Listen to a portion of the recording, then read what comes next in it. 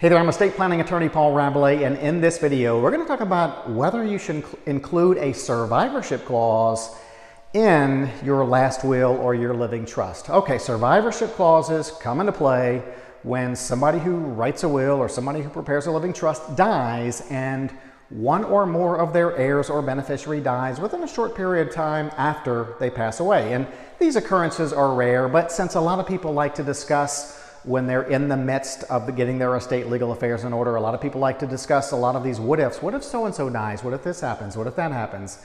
You know, the concept of a survivorship clause comes up. So a survivorship clause says that your heir cannot inherit from you unless they outlive you by a certain period of time. Let me give you an example. So let's say Peter has a $2 million estate. And Peter dies, he has a will, and his will says he leaves his entire estate to his son. Let's call him Sonny. Peter has a $2 million estate. He has a will leaving his estate to his son, Sonny.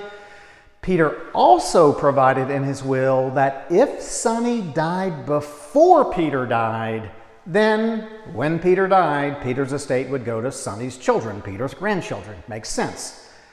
But Sonny didn't die before Peter. Sonny died 2 weeks after Peter. And Sonny had a will leaving Sonny's estate to, let's call her, evil daughter-in-law. So when Peter dies with a $2 million estate and a will leaving his estate to Sonny, and in that will it says if Sonny predeceases Peter, Peter's estate goes to Sonny's children, and Sonny has a will leaving his estate to evil daughter-in-law, who gets Peter's $2 million? Well, it depends on whether Peter had a survivorship clause in his estate planning documents. Side note, this survivorship stuff, the survivorship clause stuff generally doesn't apply to life insurance and IRAs because those are contracts that people have with their insurance company or with their financial institution.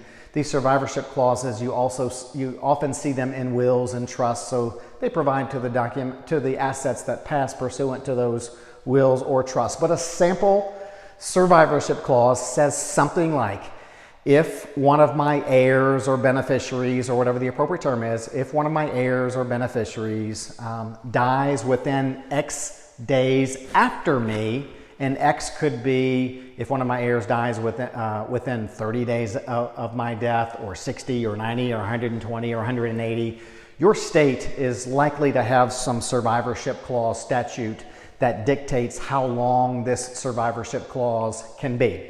Most of the longer ones I've seen are 180 days. So a sample survivorship clause may say if one or more of my heirs dies within 180 days after my death, then that heir or beneficiary shall be presumed to have died before me. The survivorship clause statute permits that. So what are some of the advantages and disadvantages of a survivorship clause? Well, I would say, one of the advantages is you get to have more say-so over where your estate goes if any of your heirs, pass away within that survivorship clause time period. So people like to have that control. So why wouldn't someone create a survivorship clause in their estate planning documents? Well, a couple of reasons. One, these circumstances rarely apply, and I guess that's not enough of a reason to exclude a survivorship clause from your will or your living trust. But one reason perhaps to consider not adding a survivorship clause, especially a 6-month survivorship clause to your will or living trust, is those survivorship clauses can and do delay that trust or estate settlement. Think about it. Why should Peter's assets be transferred to Sonny before the 180-day period expires? Because if Sonny dies within that 180-day period, you got to go back and look at Peter's will, because now it's presumed that Sonny died before Peter, and you have to look at who Peter's heirs are. It would be a real mess if assets were distributed to an heir within the survivorship clause period, and then the heir dies before the survivorship clause term expires. So, you think about it, a judge in a probate matter is likely not willing to sign an order ordering that assets be transferred to an heir until that survivorship clause term expires. So that can really delay the estate and trust settlement. And you know how people are when someone has an expectation of getting an inheritance. They go out and they're buying all kinds of stuff in anticipation of getting a chunk of money, and they don't get it because delay, probate, survivorship clause, and all of the other typical delays. So you need to take that into consideration. And then another thing, again, not by itself is a reason to exclude a survivorship clause from your estate planning documents, but they typically do confuse everybody. So, you know, either they confuse the person who's creating the will or trust, or they're confusing the heir or beneficiary after someone dies. Because, you know, sometimes people want to understand what everything in their will says, and they'll say, well, Mr. Rabelais, I understand this provision where I'm leaving $500 to St. Jude Children's Research Hospital. I understand this provision where I'm leaving my Ford Mustang to my nephew Vinny. And I understand this provision where I'm leaving the rest of my estate to my 3 kids equally. And I even understand this provision, Mr. Rabelais, where I name Fred as the executor. But this whole survivorship thing, what in the world does that mean?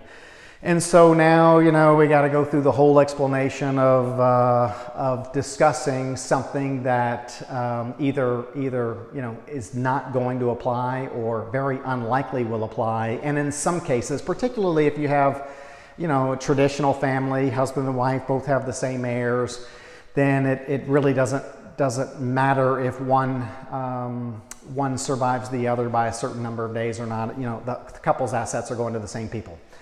So there's the kind of gist of the survivorship clause. What I also want to make sure you do is smash the like button, like I tell you every time, hit the subscribe button. I'm going to start really hitting some of these pertinent but lesser known provisions in estate planning documents. And what I can do is make you an expert at your next cocktail party so that you can, you know, kind of be an expert when you're talking in that cocktail party about different estate kind of stuff. And maybe if you're talking estate stuff at a cocktail party, you're probably at the wrong cocktail party. So anyway, y'all have a great day. We'll see you next time.